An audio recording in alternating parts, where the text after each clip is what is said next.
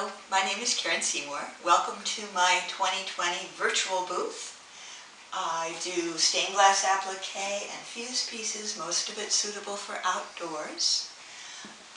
This is where I do most of my work.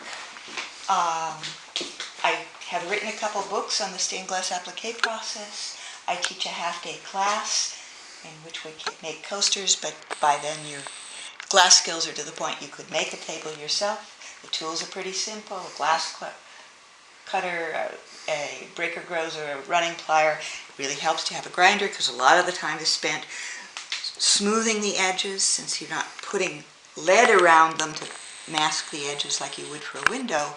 You need to make sure everything's really smooth.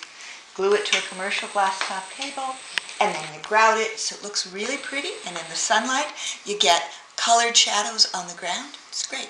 Now I'll take you downstairs to where I do the rest of my work.